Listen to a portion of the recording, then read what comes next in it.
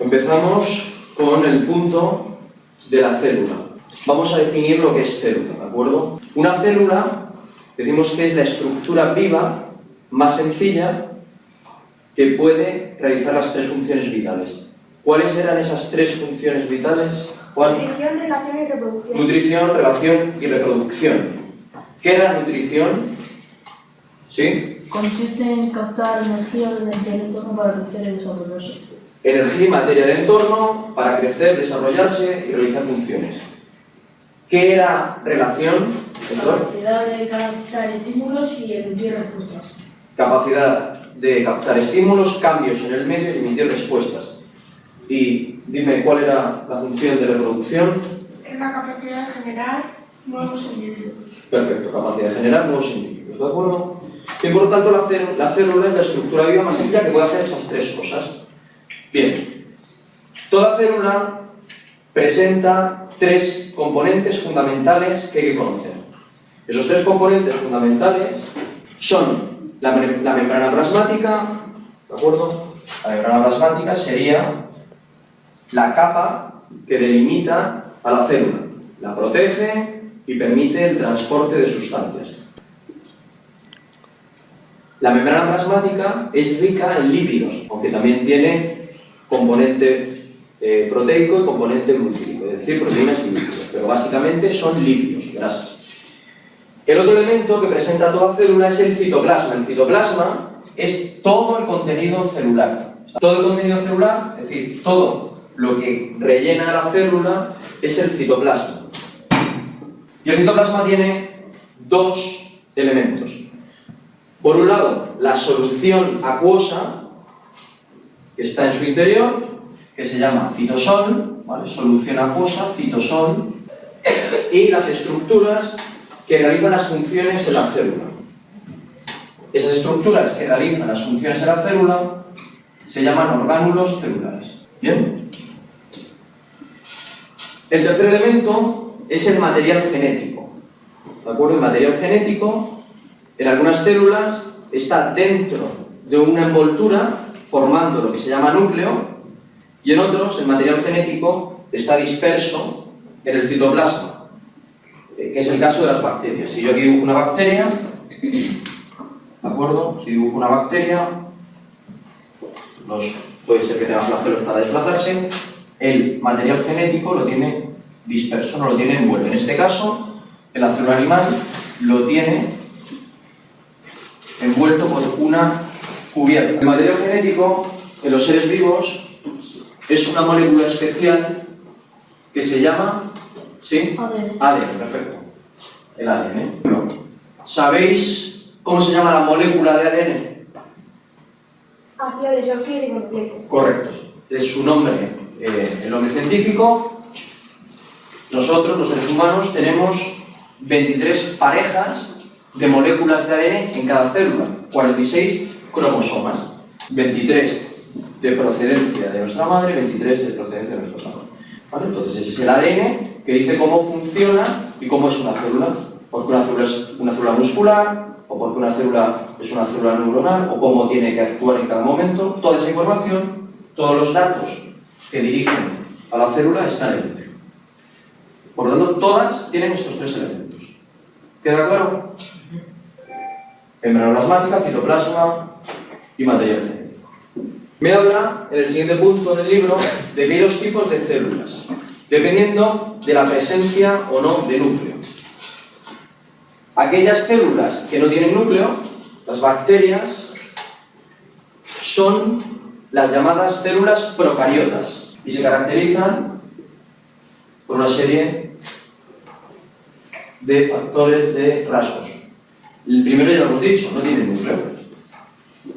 No tiene núcleo el material genético, su molécula de ADN, su cromosoma bacteriano, lo tienen disperso en el citoplasma.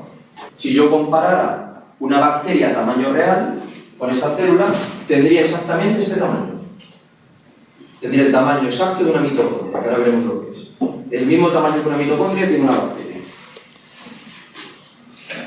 Otra característica es que tiene pocos orgánulos celulares. Y el ejemplo de célula procariota ¿Quién hemos dicho que es? ¿Qué ejemplo es? ¿Sí? Correcto, las bacterias. El otro tipo de célula es la célula eucariota. Pero la eucariota, lo contrario, tiene núcleo. ¿Vale? Tiene núcleo, dentro tiene material genético, es más grande,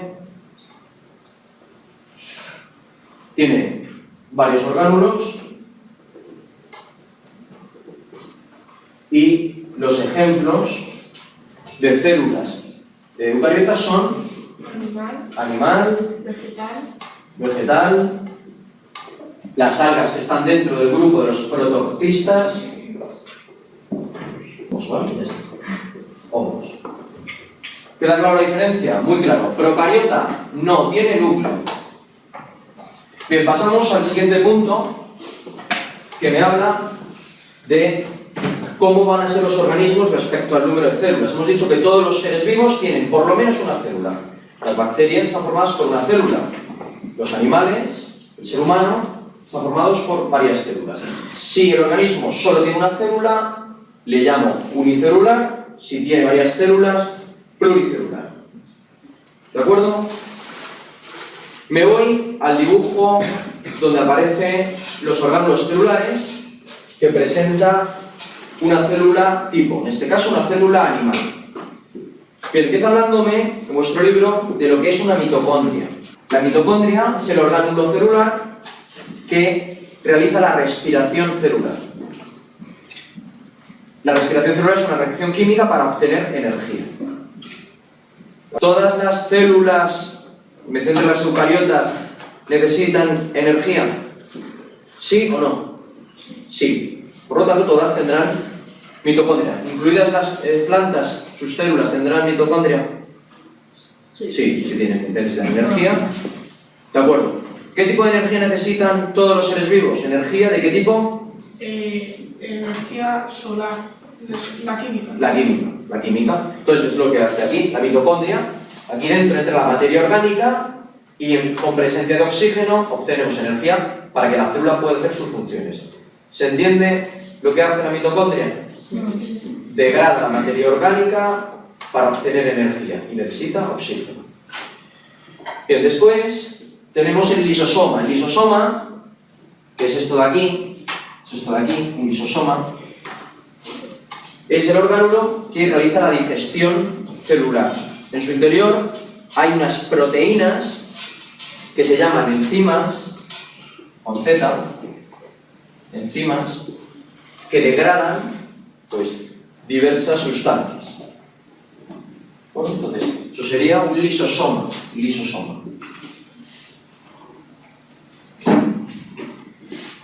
A continuación, me habla del aparato de Golgi. El aparato de Golgi es esta estructura a modo de cisternas, de sáculos interconectados, ¿vale? El aparato de Golgi. Fundamentalmente, fabricación de glúcidos, ¿vale? Es el orgánulo que fabrica glúcidos, sintetiza glúcidos, azúcares, y además la materia orgánica que viene del retículo endoplasmático, que es esta estructura que hay aquí, también pasan al aparato de Golgi, y el aparato de Golgi lo redistribuye por toda la célula. Que a lo mejor aquí necesitan una proteína concreta, pues es el Golgi el que se encarga de ir llevando la materia orgánica cada momento a donde la necesitan, ¿vale? Bien, luego tenemos el retículo endoplasmático. El retículo endoplasmático, que está relacionado con el núcleo. El retículo endoplasmático tiene una función de almacenamiento, transporte y fabricación de lípidos, aunque también va a transportar proteínas. Transporta proteínas, modifica proteínas. Pero básicamente, recordamos, aparato de Golgi, fabricación de glúcidos, retículo endoplasmático, fabricación de lípidos, transporte de lípidos, almacenamiento de proteínas. Por último, vamos a ir acabando, existen, ¿veis estas bolitas que hay aquí? ¿Vale? También hay bolitas